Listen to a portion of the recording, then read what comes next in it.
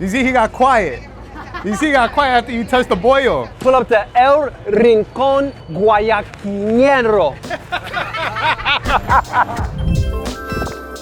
Yo, what's poppin', y'all? This is Chef LES, less is more, man. We're on that culinary tour. We in Queens right now, Roosevelt and Warren. I'm connected with my man Angelo today. Just had an amazing drop.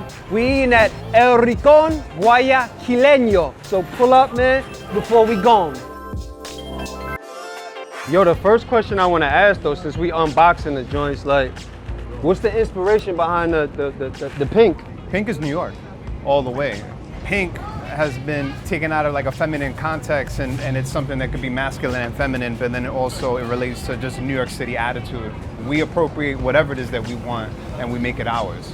All right, so boom. I'm gonna use a hypothetical scenario. Yeah. I've never been to Queens before. I have no idea where the good spread is at. Yeah. Do you have an underrated gem that people should know about? I don't want to share that because I like keeping people out of Queens. I like the fact that Queens is untouched. You know, like y'all can stay in Brooklyn. I don't want Queens to be hot.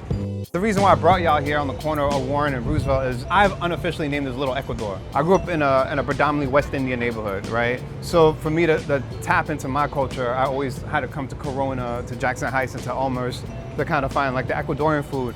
Typically, as in any kind of, you know, immigrant household, the best food is the food cooked at home. But with me, because my family's so far at this point, I come here and it's like I get to connect in a way with my mother, my grandmother, my great-grandmother passed away.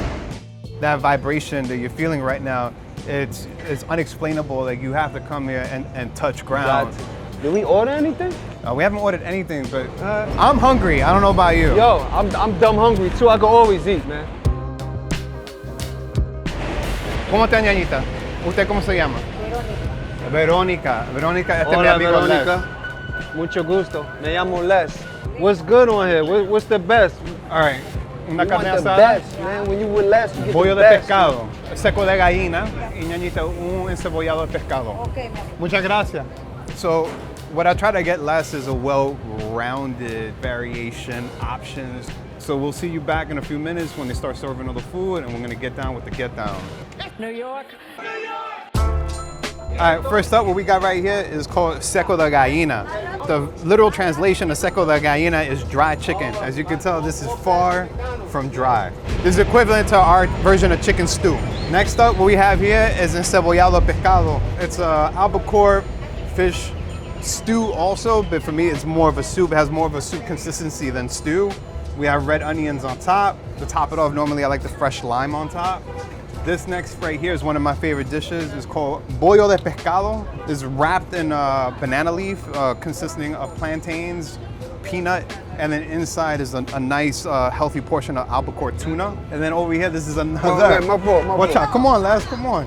This is a staple in every Ecuadorian household, which is a carne asada. In a Mexican household, Venezuelan, Argentine, everybody makes a carne asada, but like I said, the major difference is the lentils. Right. Yo, that's fire right there. That's different. The key is with all these dishes is that you always gotta hit it with some fresh lime. And then also, you gotta have hot sauce. Facts. So we're about to dig in. This is the encebollado pescado. Yeah, this is albacore in there. Yeah. So there's potato in that, albacore, red onion. Yuca? Potato. Yeah, that's nice right there. The onion, do you call that criolla? Like, do they call it criolla? No, we call it salad. Salad. Ensalada. Okay. Yeah.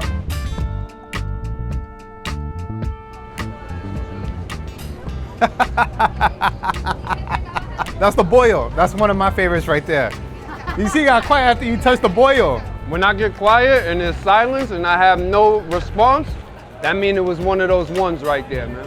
That's like remind me of the motherland right there. Oh, like this is definitely West African. This is West African influenced all the way. Like a peanut sauce. Yeah, with the yeah. plantain. Absolutely. Yeah, for sure. It's the only way to officially wash down Ecuadorian food is with a tropical. If this isn't in your fridge in an Ecuadorian household, leave. Well, we got one last dish to try, which is the seco de gallina.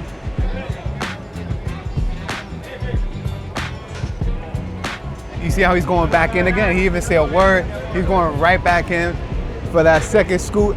I'm tasting that sofrito in there, like tomato, garlic, onion.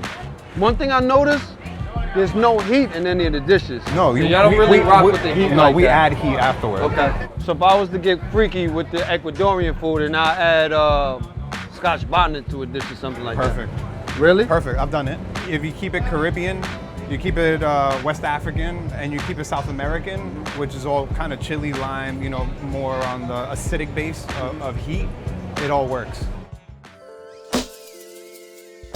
Hear me out. These businesses need support, so if you're gonna come from out of borough or within the borough, make sure you pull up to Warren and Roosevelt. There's 3 food trucks out here. This happens to be my favorite one, but I don't discriminate. I don't alienate. Nah. Yeah, I'm not gonna put you on to my real favorite Ecuadorian spots, but this is the starter kit out here. Yeah. So if I catch you out here, it's actually okay. I'm gonna congratulate you and give you a patch of honor. This has been amazing. I appreciate it. Always. Took care of me, man. Yeah, You man. fed me. You set me out. Yeah, the drip. The drip is eternal. I got some heavy precipitation on There you go, man. on the feet right now. QB right here, man. Not Q Barrel, man. Queens, Bronx. Heavy on that awake talk, man. My brother, love.